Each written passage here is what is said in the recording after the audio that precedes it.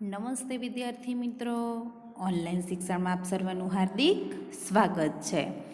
આજે આપણે ધોરણ 6 સમાજ, જેમાં આપણે પહેલો વિડીયો જોઈ ગયા છીએ, પાઠ 10 પૃથ્વીના આવરણો, જેમાં આગળ જોઈએ પેજ નંબર 59 પર.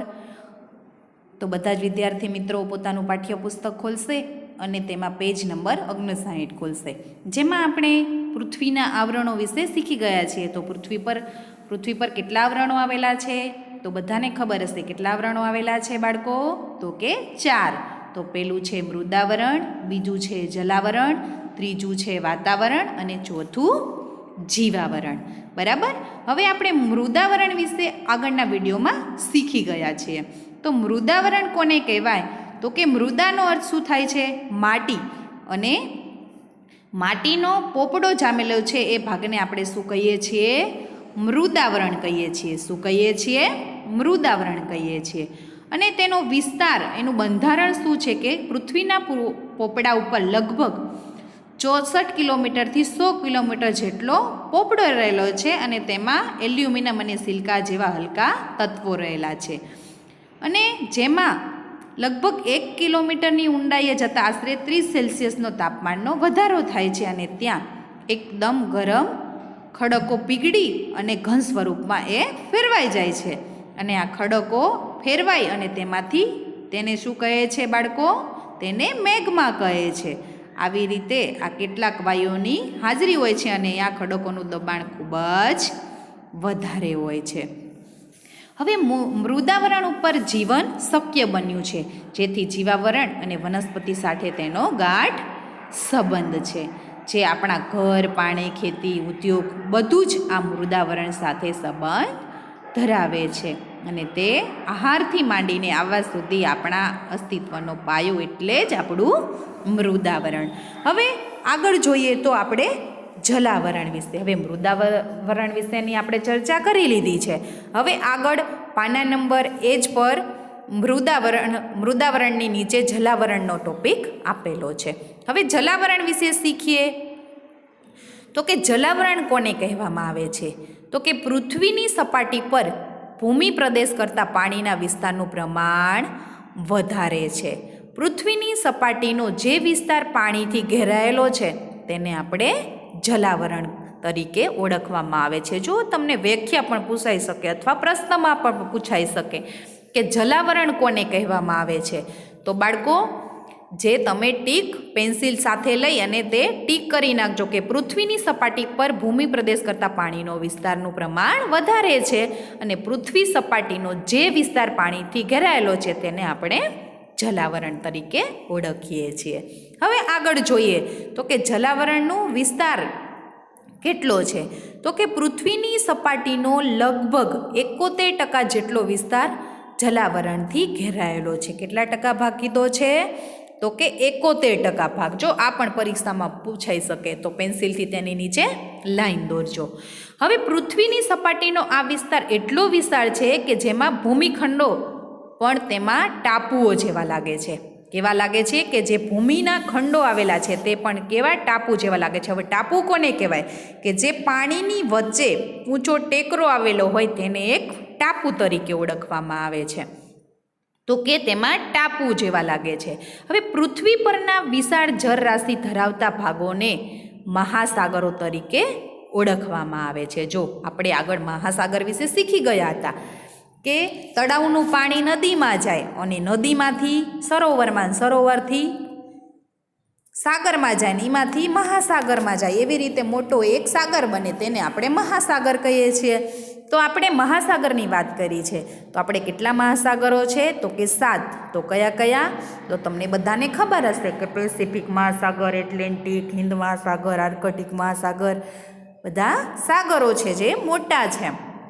તો જે ક્રમશઃ જોઈએ તો કે પેસિફિક, એટલાન્ટિક, હિન્દ અને આર્કટિક મહાસાગર તરીકે જાણીતા છે. હવે પૃથ્વી પરના મહાસાગરો ખૂબ વિશાળ અને ઊંડા છે. શું કીધું છે? કે મહાસાગરો ખૂબ જ ઊંડા છે અને તેમાં વિશાળ એટલે કે મોટા છે.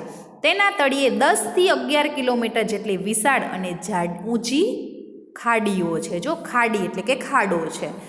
હવે મહાસાગરોના તળિયે પણ પૃથ્વી સપાટી જેવા ભૂમિ સ્વરૂપો આવેલા છે કે પૃથ્વી પર જે પાણી છે તેમાંથી 97% સમુદ્રમાં રહેલું ખારું પાણી છે. જો બાળકો, કેટલું ટકા પાણી ખારું છે? 97%. 100%માંથી 97% પાણી દરિયાને મળી જાય છે. ઘણા બધા મહાસાગરો આપણા સીધા દરિયાને મળી જાય છે, અને દરિયાનું પાણી કેવું હોય? તો કે ખારું. તો તે પાણી પણ ખારું થઈ જાય છે. તો કે 97% પાણી આપણું ખારું છે. તેની નીચે પણ લાઈન કરજો જેથી તમને યાદ રહે. હવે બાકીના પાણીનો આશરે પોણો ભાગ ધ્રુવો પર તથા હિમાલય જેવી બીજી ઊંચા પર્વતો પર બરફ રૂપે છે. જો શું કીધું છે? હવે બાકીનું પાણી બરફ થઈ ગયું છે. જે પાણી પૃથ્વીના પેટાળમાં છે, સરોવરમાં અને નદીઓ રૂપે વહે છે, તેનું પ્રમાણ ખૂબ જ ઓછું છે. જો શું કીધું છે? કે નદીઓ રૂપે વહે એનું પ્રમાણ ખૂબ જ ઓછું છે. લગભગ બધું પાણી ક્યાં જાય છે? દરિયામાં જઈ અને ખારું થઈ જાય છે. હવે પૃથ્વી પર રહેલા જીવો અને વનસ્પતિને પાણી વિના ચાલતું નથી. જો આપણે પાણી વગર 1 મિનિટ પણ રહી શકતા નથી એમ કહેવાય. તો આપણને પણ પાણીની જરૂર પડે છે, અને વનસ્પતિ જે આપણે વૃક્ષો વાવીએ છીએ તેને પણ આપણે પાણીની જરૂર પડે છે. હવે જીવજંતુ જોઈએ કે ગમે તે જીવો જોઈએ તો તેને પાણી વગર ચાલતું નથી.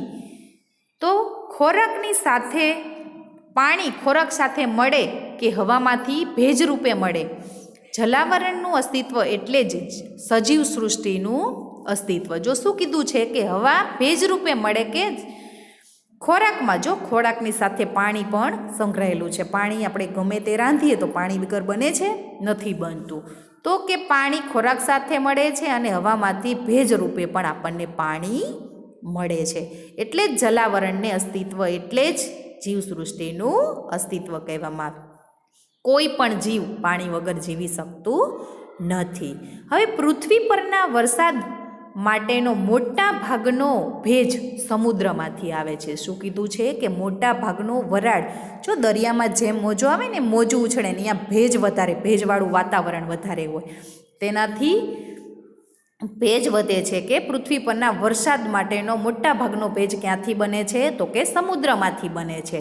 અને સમુદ્રના તળિયે કિંમતી ખનિજો મોટો જથ્થો આવેલો છે. જો શું કીધું છે? કે સમુદ્રના તળિયે કિંમતી ખજાનાનો મોટો જથ્થો આવેલો છે. હવે પાણીમાંથી મીઠું મેળવીએ છીએ અને તેના તળિયે મેંગેનીઝ, લોખંડ, કલાઈ વગેરે ખનિજો આવેલા છે. હવે સમુદ્ર પ્રોટીનયુક્ત આહારનો ભંડાર પણ છે, કે જે સમુદ્રમાંથી આપણને ઘણું બધું મળે છે. તો કે એ આહારનો મોટો ભંડાર તરીકે પણ ઓળખવામાં આવે છે. હવે સમુદ્ર કે મહાસાગરોના મોજા, પ્રવાહો અને ભરતીમાં પ્રચંડ શક્તિ રહેલી છે. જો ભરતી આવે એવું કહે છે. ભરતી એટલે કે મોટા ને મોટા મોજા આવે. ભરતી આવે ત્યારે આપણે ત્યાં જતા નથી. કહે છે ને કે દરિયો ગાંડો થયો છે આજે, એમાં ભરતી ઓટાઈ છે. તો મોટા ને મોટા મોજા આવે છે અને તેની ભરતી આવે છે. હવે તેનાથી વિદ્યુત શક્તિ પણ મેળવી શકાય છે. જો આ મોજા દ્વારા આપણે વિદ્યુત શક્તિ પણ એટલે કે વિદ્યુત એટલે કે વીજળી, આપણે પાવર કહીએ છીએ ને, લાઇટ, જે પણ આપણે એમાંથી મેળવી શકીએ છીએ. કે ભરતી આવે ને ત્યારે વધારે ચક્કર ફરે ને એનાથી આપણે વિદ્યુત મેળવી શકીએ. તો તેમાંથી વિદ્યુત શક્તિ પણ મળી શકે છે. હવે મહાસાગરો જળ પરિવહનના માર્ગો બન્યા છે. જો જળ પરિવહન એટલે જળ માર્ગો પણ આપણે શોધાયા છે બાળકો, કે જેના દ્વારા આપણે બધા વ્યવહાર કરીએ છીએ. દરિયામાંથી બોટ દ્વારા કે મોટા મોટા આ સામાનનો આપણે આપલે કરીએ છીએ ને, કે જે આપણે બહારના દેશમાંથી વિદેશમાં મોકલીએ છીએ અને વિદેશવાળા આપણા ભારતને આપે છે. એવો જળમાર્ગો શોધાયા છે જેનાથી આપણે સામાનની લેવડ દેવડ પણ કરી શકીએ છીએ.